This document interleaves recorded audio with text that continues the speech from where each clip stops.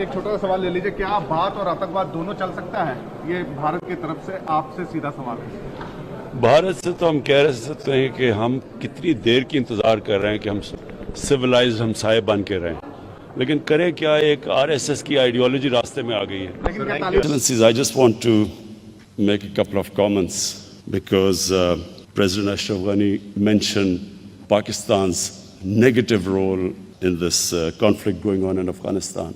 President Ghani, let me just say that the country that is going to be most affected by turmoil in Afghanistan is Pakistan. Pakistan suffered 70,000 people dead, 70,000 casualties in the last 15 years. The last thing Pakistan wants is more conflict. Our economy is finally recovering from one of the most difficult phases which we've been through. And I repeat, the last thing we want is turbulence in Afghanistan. I can assure you that no country has tried harder to get Taliban on the dialogue table than Pakistan. We have made every effort, short of taking military action against Taliban in Pakistan, we have made every effort to get them on the dialogue table and to have a peaceful settlement there. To blame Pakistan for what is going on in Afghanistan, I feel, is extremely unfair. I came to Kabul.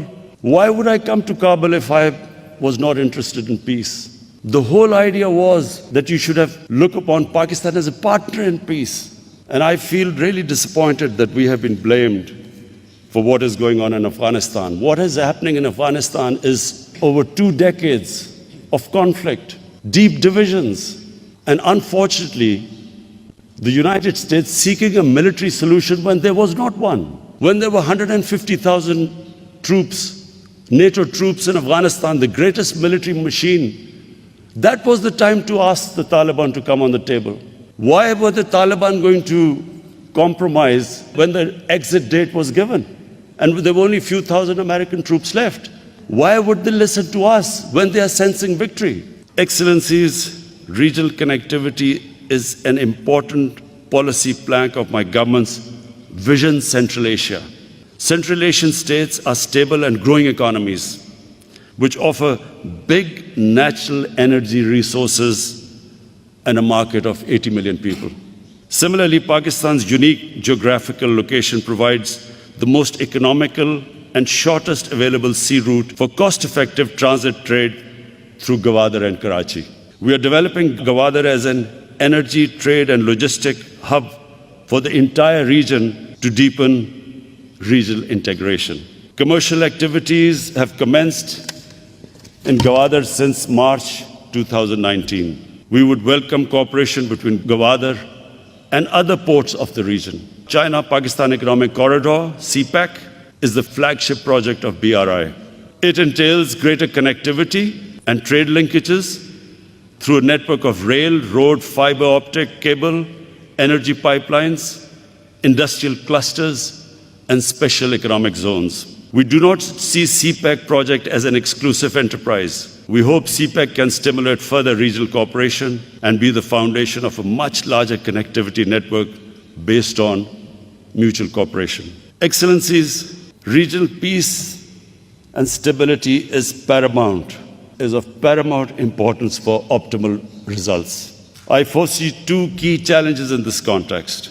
First is the situation in Afghanistan. Second, outstanding disputes keeping the region fragmented and least integrated for decades. Afghanistan is the natural land bridge between Central and South Asia. Peace in Afghanistan remains the most critical factor in translating this connectivity vision into reality.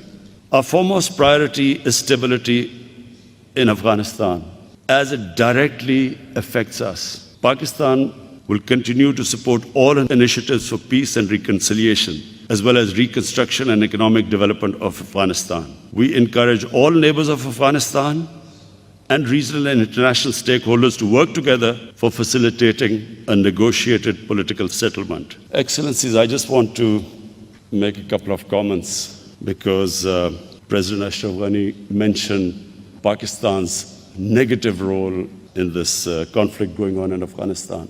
President Ghani, let me just say that the country that is going to be most affected by turmoil in Afghanistan is Pakistan. Pakistan suffered 70,000 people dead, 70,000 casualties in the last 15 years. The last thing Pakistan wants is more conflict. Our economy is finally recovering from one of the most difficult phases which we've been through. And I repeat, the last thing we want is turbulence in Afghanistan. I can assure you that no country has tried harder to get Taliban on the dialogue table than Pakistan.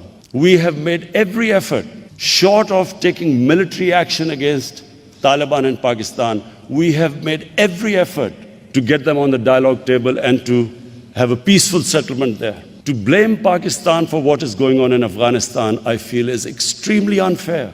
I came to Kabul. Why would I come to Kabul if I was not interested in peace? The whole idea was that you should have looked upon Pakistan as a partner in peace. And I feel really disappointed that we have been blamed for what is going on in Afghanistan. What is happening in Afghanistan is over 2 decades of conflict, deep divisions, and unfortunately, the United States seeking a military solution when there was not one. When there were 150,000 troops, NATO troops in Afghanistan, the greatest military machine, that was the time to ask the Taliban to come on the table. Why were the Taliban going to compromise when the exit date was given? And there were only a few thousand American troops left. Why would they listen to us when they are sensing victory? So I assure you again, we had a long conversation I had with President Shaukat last night, how we can, all the neighbors can help Tajikistan, Pakistan, Uzbekistan, how we can all get together and somehow help the peace process and a political settlement. Because it is in all of our interest, all the neighbors are interested that there should be a peace settlement. There are already 3 million Afghan refugees in Pakistan. We are petrified that there will be another flow of refugees coming in. We do not have the capacity or the economic strength to bear another inflow of refugees. So I can assure you again, if any country is trying its best out of all the other countries in the world, it's Pakistan today. The second major challenge to the connectivity initiative are the regional unsettled disputes, and this is between Pakistan and India. The whole area opens up. If Pakistan and India, our main issue is Kashmir, if we can resolve that issue, just imagine the impact, the huge market of India on one side, China on the other side, connectivity between Central Asia, Pakistan, the whole area changes. And unfortunately, because of our disputes, unresolved disputes, the huge potential remains untapped.